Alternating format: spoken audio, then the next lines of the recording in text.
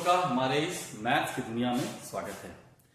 Class 11-12 के maths के जितने भी स्टूडेंट्स हैं सभी का हमारे इस यूट्यूब चैनल पर स्वागत है। चाहे वो WB बोर्ड के हो, चाहे CBSE के, ISC के, किसी भी बोर्ड के हो, students of all boards are welcome here. अगर आप किसी अदर स्टेट बोर्ड के स्टूडेंट हो तो भी आप हमारे इस यूट्यूब चैनल को फॉलो करें।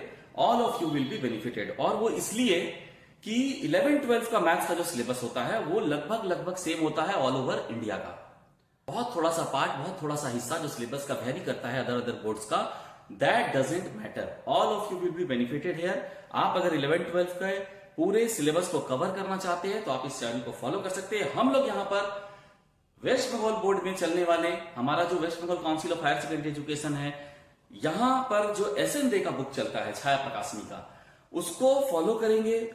उससे हम लोग सारे एक्सरसाइज को सॉल्व करेंगे। ऐसा नहीं है कि SN के बुक को सॉल्व करने से आपका सिलेबस कवर नहीं होगा। आप कोई भी बुक को उठाएंगे, चाहे आप NCERT रखे होंगे या आप RD शर्मा फॉलो करते होंगे या RS अग्रवाल को फॉलो करते होंगे या आप ISC के किसी बुक को ML अग्रवाल को फॉलो करते होंगे, चाहे आप बंसल गुप्ता को फॉलो करते होंगे, साहा फॉलो करते होंगे, या आप बिहार बोर्ड के KC सिन्हा जी के मैथ्स के बुक को भी अगर फॉलो करते होंगे, तो आप देखेंगे कि most of the questions are same, most of the sums are same. आपको करना क्या है, कंसेप्ट को समझना है। सबसे पहले किसी भी चैप्टर को करेंगे तो सबसे पहले उसके कंसेप्ट को समझेंगे।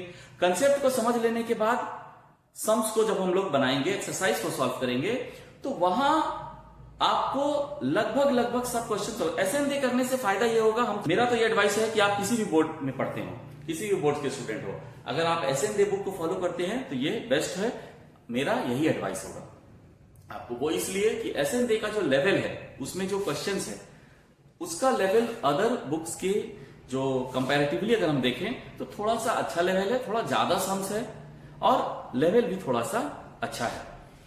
और अगर आप कोई अदर बुक को फॉलो करते होंगे, जब आप अपनी बुक को खोलेंगे, जब आप अपनी एक्सरसाइज को ओपन करेंगे, क्या देखेंगे कि हम लोग जितने सम्स को सॉल्व किए हैं SN के बुक से, लगभग आपको ज्यादातर क्वेश्चन जो है कॉमन मिलेगा और बल्कि SN में कुछ क्वेश्चंस आपको ज्यादा ढूंढ लेंगे।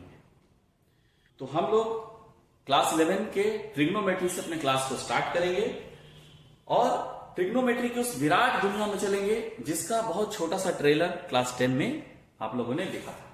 क्लास 10 में जो ट्रिग्नोमेट्री आप लोगों ने किया है वो बहुत छोटा सा एक ट्रेलर है और पूरे फिल्म को हम लोग क्लास 11 के ट्रिग्नोमेट्री करते समय देखेंगे। विराट है, वास्ट है, बड़ा है 10 से कंपैरेटिवली, लेकिन हार्ड नहीं है, टफ नहीं है, इजी है। मैथ्स इजी क्या है? सबसे पहले इस बात पे ध्यान रखना कि 10 में जितने भी ट्रिग्नोमेट्री को हम लोग करते आए हैं, जो कुछ सीखते आए हैं, जो कुछ भी कंसेप्ट अभी तक हम लोगों ने ट्रिग्नोमेट्री में लिया है, उसको सबसे पहले रिकैप करना है।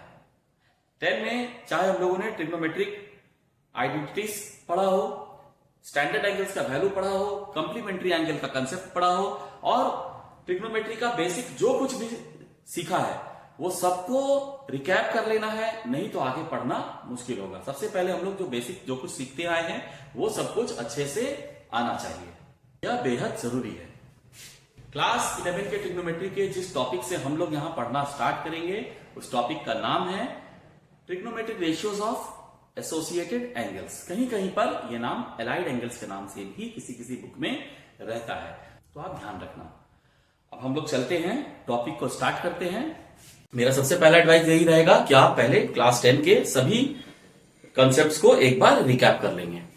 आज हम लोग जिस टॉपिक को करेंगे उसका नाम है trigonometric ratios of associated angles. कहीं क्लास 10 में जब हम लोग ट्रिग्नोमेट्री किए थे तो याद होगा कि वहां जब हम लोग एंगल हमारा होता था थीटा, वो 0 डिग्री से लेकर के 90 के बीच लाई करता था। वहां एक रेस्ट्रिक्शन होता था कि थीटा जो है 0 से कम नहीं हो सकता है, मींस नेगेटिव नहीं हो सकता। 0 से कम का मतलब नेगेटिव नहीं हो सकता है। और 90 से बड़ा एंगल से के साथ हम लोग कभी भी डील नहीं किए थे, 90 से बड़ा एंगल नहीं मिला होगा। लगभग सम्स में ऐसा मेंशन भी रहता था कि थीटा लाइज बिटवीन 0 एंड 90। अब जो हम लोग ट्रिग्नोमेट्री करेंगे वहां थीटा का कोई थीटा पर रेस्ट्रिक्शन नहीं होगा। रेस्ट्रिक्शन नहीं होगा कहने का मतलब है कि थीटा का जो वैल्यू है वो 0 से कम मींस नेगेटिव में भी हो सकता है और कितना हो सकता है, तो माइनस इंफिनिटी तक, माइनस इंफिनिटी तक हो सकता है। और पॉजिटिव में वो 90 से बड़ा कितना हो सकता है, इंफिनिटी तक हो सकता है। एंगल हम लोग कहते हैं किसको है, ये जो स्ट्रेट लाइन है एक ये एक फिक्स्ड लाइन है, और इस फिक्स्ड लाइन पर कोई रिवॉल्विंग लाइन जो है इस तरह से घूम रहा है। ये लाइन एंटी क्लॉकवाइज डायरेक्शन में इस तरफ मूव कर रहा है। ये हमारा फिक्स्ड लाइन है और यहां एक रिवॉल्व कर रहा है एक लाइन एंटी क्लॉकवाइज डायरेक्शन में। तो ये जो एंगुलर डिस्टेंस है ना, इसको हम कहते हैं एंगल। और एंगल के अगर हम लोग डेफिनेशन में जाएंगे तो क्लास 10 में भी किए होंगे कि ये जो एंगल होता है इसको, अगर ये रिवॉल्विंग लाइन पूरा इस तरह से कंप्लीट रिवॉल्यूशन कर लेता है, इस तरह से घूमते हुए अगर कंप्लीट रिवॉल्यूशन कर लेता है, ऐसे घूमते घूमते कंप्लीट रिवॉल्यूशन कर ले, तो क्या बन जाएगा, सर्कल। और सर्कल अगर बनता है तो हम क्या देखते हैं कि ये फिक्स्ड लाइन और ये रिवॉल्विंग लाइन के बीच ये जो आर्क है इसका लेंथ को अगर मान लेते हैं L, है ना, क्लास 10 में किए होगे तो वेस्ट बंगाल बोर्ड के बुक में जो है कैपिटल S से डिनोट किया हुआ होगा। यहां पर हम लोग L से इसको डिनोट करते हैं, means length of the arc. इस आर्क का लेंथ यहां से लेकर के यहां तक का ये जो लेंथ है इसको कहा गया है। और ये है रेडियस। तो थीटा क्या होता था, L/R। 10 में किए होंगे मेजरमेंट ऑफ एंगल्स में इसको। ये जो वैल्यू आता है वो क्या होता है, रेडियन में होता है, सर्कुलर मेजर में है ना, ये रेडियन में आता है। अच्छा, ठीक इसी तरह से अगर किसी फिक्स्ड लाइन से जो रिवॉल्विंग लाइन है वो अगर क्लॉकवाइज डायरेक्शन में घूमता है तब क्या होगा, इस डायरेक्शन में। अब ये जो एंगल बन रहा है इसको हम कहते हैं नेगेटिव एंगल, इसी को हम कहते हैं नेगेटिव एंगल। समझ आया। ये अगर revolving line anti clockwise direction में जाता है तो ये होता है हमारा पॉजिटिव एंगल, और क्लॉकवाइज डायरेक्शन में रिवॉल्व करता है तो ये जो एंगल फॉर्म होता है ये कहलाता है नेगेटिव एंगल। अब ऐसा समझना है कि ये रिवॉल्विंग लाइन अगर एक बार पूरा अगर अपना रिवॉल्यूशन कंप्लीट कर लेता है तो कितना डिग्री होगा, 360 कंप्लीट एंगल बनेगा। पूरा घूमकर अगर यहां वापस आ जाए 360 डिग्री। लेकिन अगर 360 डिग्री में वहां ना रुक करके फिर से दोबारा अगर घूमने लगे तो 360 से भी ज्यादा हुआ।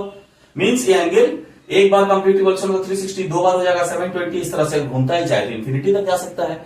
और ठीक इसी तरह से अगर क्लॉकवाइज डायरेक्शन में घूमती है ये लाइन तो एक बार कंप्लीट रिवॉल्यूशन के बाद ये कितना डिग्री बन जाएगा एंगल पूरा।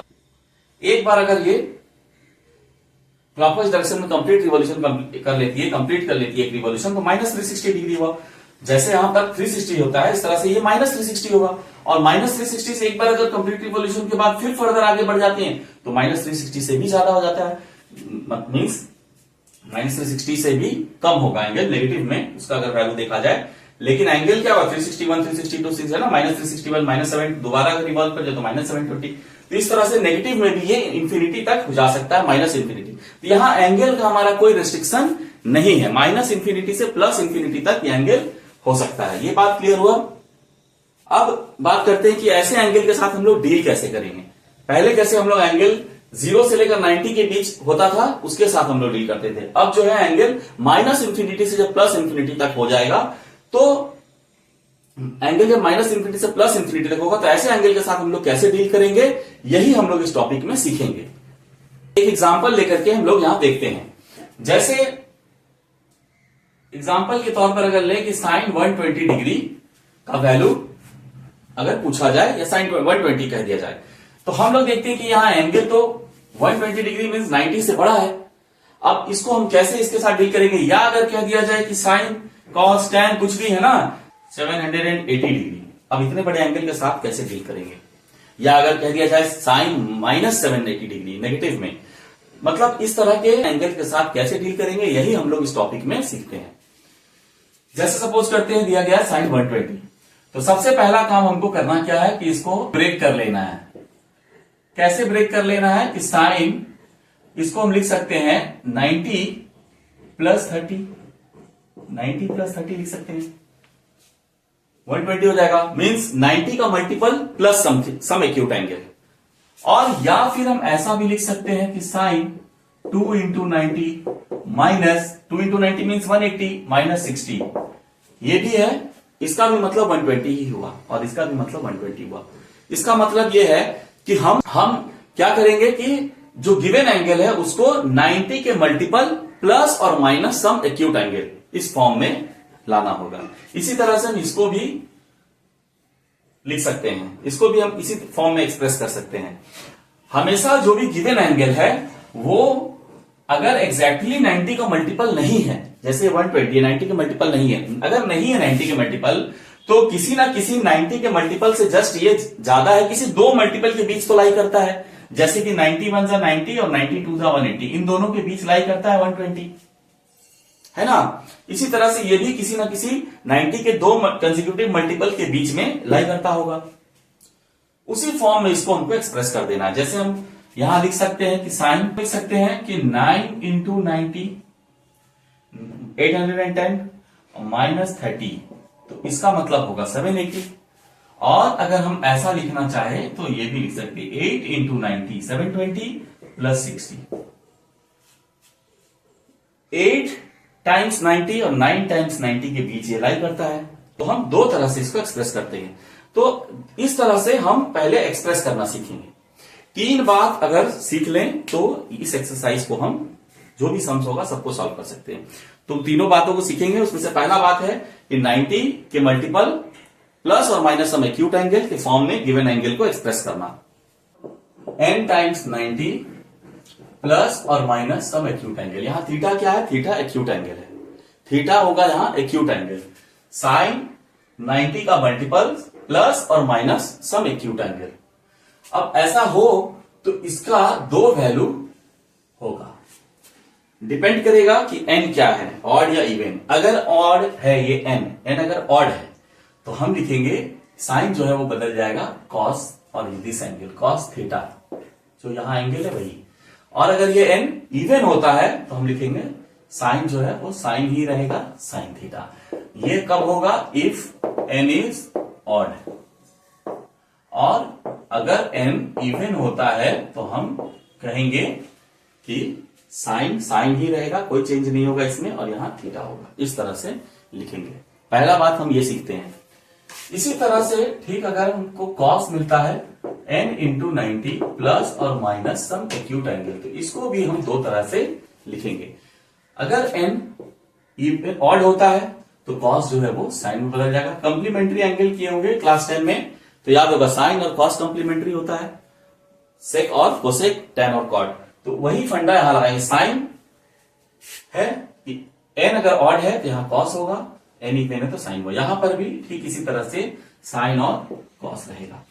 ये कॉस साइन में कब बदलेगा? जब n ऑड होगा। और कॉस कॉस ही कब रह जाएगा? कॉस थीटा ही रह जाएगा ये जब हमारा n जो है वो इवन होगा। ठीक इसी तरह से सेक और कोसेक के साथ भी होगा और टैन और कॉट के साथ भी होगा।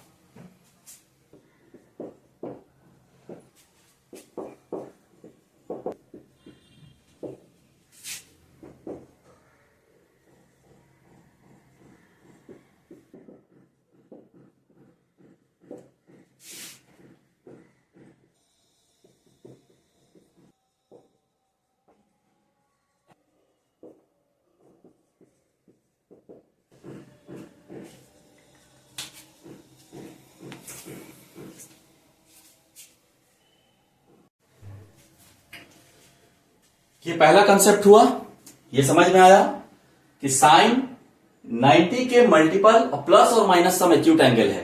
तो हम क्या लिखेंगे? इसको डिपेंड करता है n क्या है, ऑड है या इवन। अगर n ऑड है तो साइन कॉस में बदल जाएगा इस थीटा के साथ, कॉस थीटा। और अगर n इवन है तो साइन साइन ही रहेगा, कुछ भी चेंज नहीं होगा, साइन थीटा। साइन के साथ ये लिख देंगे थीटा। ठीक इसी तरह से ये पहला बात ये जान लेना है। दूसरा बात को जानेंगे उससे पहले एक एग्जाम्पल लेते हैं इसका।